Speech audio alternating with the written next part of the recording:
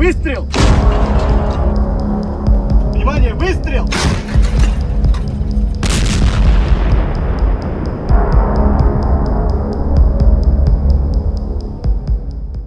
Ukrainian defenders foil Russian assault in Kharkiv region, destroying armored vehicles.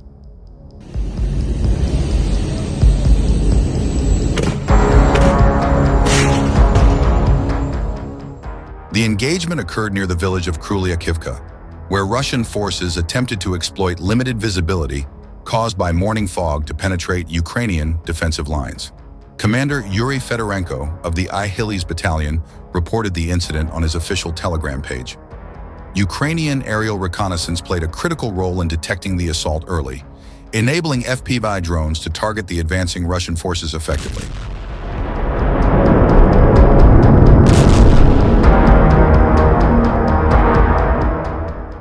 Key results of the engagement included the destruction of 2 MT-LBs, 1 infantry fighting vehicle, and the elimination of several enemy personnel. Specifically, 5 Russian soldiers were killed, and 1 was wounded during the operation. This clash highlights ongoing Russian pressure in the Kharkiv region, where their forces have intensified assault operations and made repeated attempts to cross the Oskil River in recent months.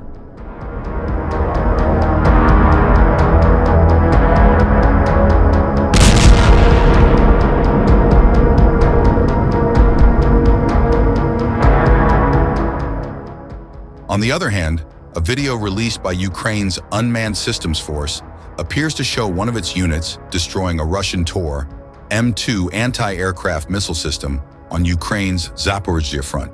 Ukraine's Unmanned Systems Force Command posted the video on its official Facebook page on Saturday morning. It shows night vision footage from an aircraft which dropped several bombs on the anti-aircraft system below, causing it to explode into flames.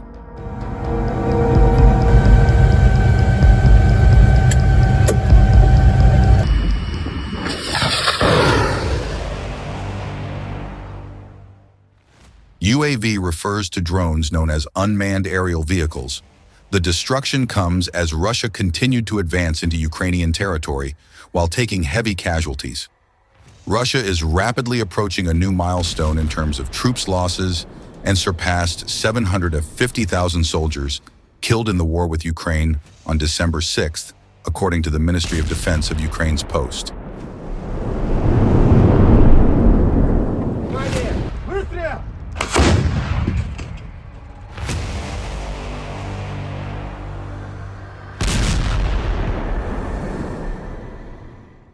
Seemingly in an effort to supplement the increasing loss of troops, Russia's ally North Korea has come to its aid as Pyongyang deployed more than 12,000 soldiers to the front lines in Kursk. The Tor M2, which debuted in 2007, is one of the short to medium-range missile systems used by Russian forces to take down air targets and precision-guided munitions. The surface-to-air system comes in several variations. It is an upgrade of the Tor M1.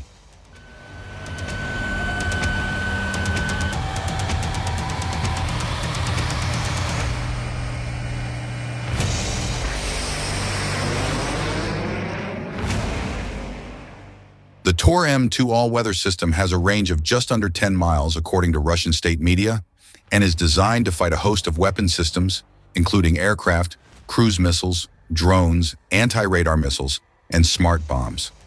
Russian news outlet TASS lauds the Tor M2 as a cutting-edge system, and a small-sized missile designed for it was unveiled in 2020 specifically to combat drones.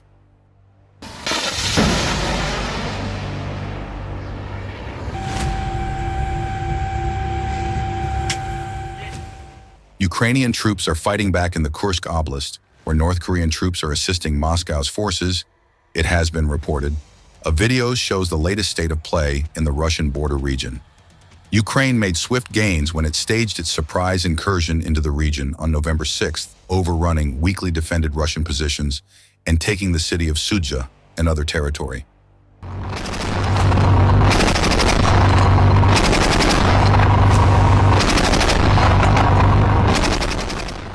While Vladimir Putin's forces were slow to respond, Russian troops have reportedly recaptured a sizable chunk of territory in recent weeks, assisted over the last week or so by Pyongyang soldiers. However, Kyiv's forces advanced on the northwest edge of the salient on Friday. The Institute for the Study of War, ISW, said in its latest update, noting geolocated footage which showed their push to a windbreak in the north of the town of Novoivanovka, where fighting is particularly intense.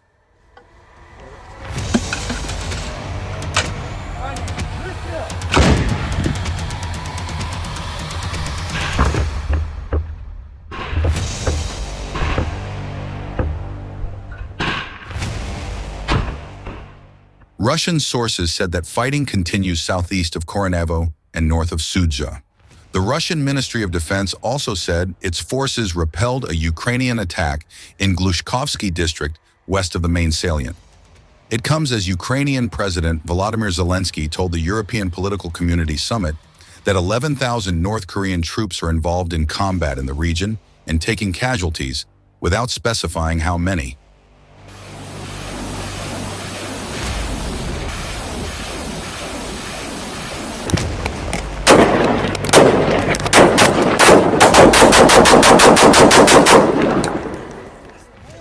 Ukrainian Defense Minister Rustem Umerov said on November 5th that the first clashes between Ukrainian and North Korean troops had taken place. Citing senior U.S. and Ukrainian officials, it was previously reported that North Korean troops had been killed in limited fighting with Russian and Ukrainian forces, which were reinforcing the front line at Kursk, while the most experienced Russian units continued to advance in eastern Ukraine.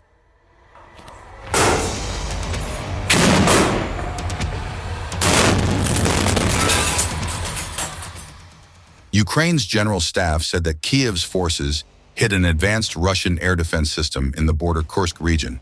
Kyiv said it struck the radar of the S-400 surface-to-air battery, considered to be broadly equivalent to the U.S. military's Patriot air defense system overnight. Each system costs around $200 million. An expert with the London-based Royal United Services Institute defense think tank previously